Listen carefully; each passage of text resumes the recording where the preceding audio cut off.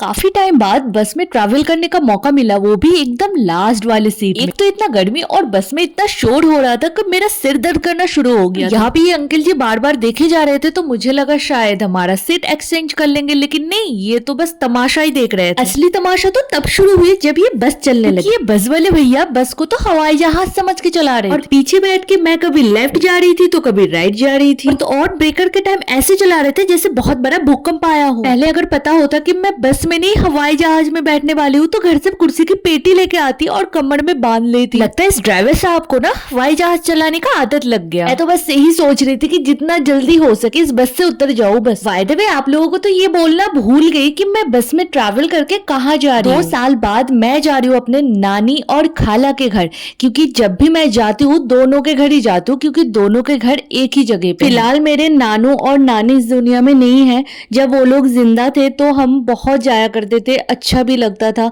लेकिन अभी सच बोलूं तो बिल्कुल मन ही नहीं करता। उन लोगों के बगैर ना वो घर बिल्कुल खाली लगता है, बहुत दुख होता है वहां जाने में। फिर भी हम जाते हैं क्योंकि मामा मामी बहुत प्यार करते हैं और उनके 2 बच्चे हैं, वो भी हमसे बहुत प्यार करते हैं, तो इसीलिए जब वहां जाते हैं ना तो थोड़ा तो दुख होता ही है। पहले जब मेरे नानी जिंदा थी और हम लोग जब आते थे तो वो सुबह से लेके बाहर बैठी रहती थी कि कब हम लोग आएंगे और कब देखेंगे, मतलब बहुत एक्साइटेड थी। आज वो वाली फीलिंग बिल्कुल नहीं आती है, क्योंकि नानी तो नानी होती है ना। तो ऐसे ही बहुत सारी चीजें हैं जो दिल के साथ जुड़े हुए हैं, तो इसीलिए ना बहुत कम आना होता है अभी मामा के घर। तो फिलहाल बात करते करते मैं पहुंच गई। तो 2 साल बाद यहाँ आके पता चला कि सब कुछ चेंज हो चुका है। यहाँ सारे जो शॉप है पहले नॉर्मल हुआ करता था, अभी तो सब मतलब सही बन गया।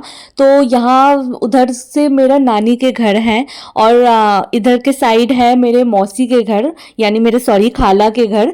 तो फिर पहले मैं खाला के घर जाऊंगी क्योंकि मेरा जो भाई है वो मुझे लेने आएगा, और फिर वहाँ 1-2 दिन रुकने के बाद फिर मैं जाऊंगी नानी के घर। तो यहाँ पे मैं वीडियो बनाने में बिजी हूँ और मेरा बैग देखो, बैग ऐसे ही खुला पड़ा है। फटाफट मैं अपना बैग बंद कर लेती हूँ क्योंकि सब देखेंगे तो यही सोचेंगे न जाने क्या क्या चीज लेके आए हैं। 15 मिनट इंतजार करने के बाद अभी तक मेरा भाई आया नहीं। इतना लेजी है कि आप लोगों से क्या बताओ उसके बाद। इसलिए मैं वहां से एक टोटो लेके खुद आ गई। आके पता चला बाबू अभी तैयार होके निकलने ही वाले थे। मैं बोलूं चल कोई बात नहीं, मैं तो आ गई, अब जाने की कोई जरूरत नहीं है। तो खाला के घर आने के बाद पता चले कि 2 घंटे बाद सबको शादी में जाना है, क्योंकि सारे फैमिली जो है शादी में इनवाइटेड है। मेरा क्या, मैं तो बिना इन्विटेशन के कहीं भी चली जाती हूँ, तो इसीलिए बिना टाइम वेस्ट करके फटाफट तैयार होके मैं भी निकल पड़ी उन लोगों के साथ शादी अटेंड करने के लिए। तो फंक्शन में आके मुझे लग गया बहुत ज्यादा भूख, तो इसीलिए फटाफट मैं कॉफी और पकोड़े लेके बैठ गई पेट भर के खाने के लिए। 1 प्लेट पकोड़ा खाने के बाद मेरा पेट नहीं भरा और फिर मैं भाई को दोबारा भेज दी कि मेरे लिए फिर से और 1 प्लेट पकोड़ा और कॉफी लेके आ।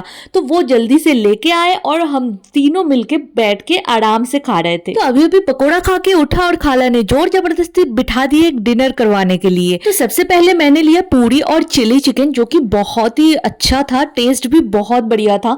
और उसके बाद तो आप सभी को पता ही है कि चावल के बगैर तो मेरा पेट ही नहीं भरता है, तो इसीलिए फटाफट मैं चावल मंगवा ली और उसके साथ बहुत सारी चीजें थे। चावल के साथ दाल और आलू की भुजी मेरा बेस्ट है। उसके बाद फिर मटन मिल जाता है और बहुत टाइप का फिश भी था और चिकन भी था। और उसके बाद मैंने खाया चटनी, जो कि बहुत पसंद है। मैं जब भी कोई पार्टी में जाती हूँ ना तो चटनी के बगैर तो मेरा खाना ही हजम नहीं होता है। मतलब चटनी मुझे चाहिए ही चाहिए। भैया ने 1 चम्मच दिया लेकिन मैं दोबारा और 1 चम्मच लिया, इतना फेवरेट है मेरा चटनी। एंड लास्ट में आइसक्रीम खा के मैं अपना डिनर कंप्लीट करती हूँ और फटाफट तैयार हो जाती हूँ घर आने के लिए। तो रात बहुत हो गया था। एंड फिर मिलते हैं एक नए वीडियो के साथ, तब तक के लिए take care, bye bye and good night.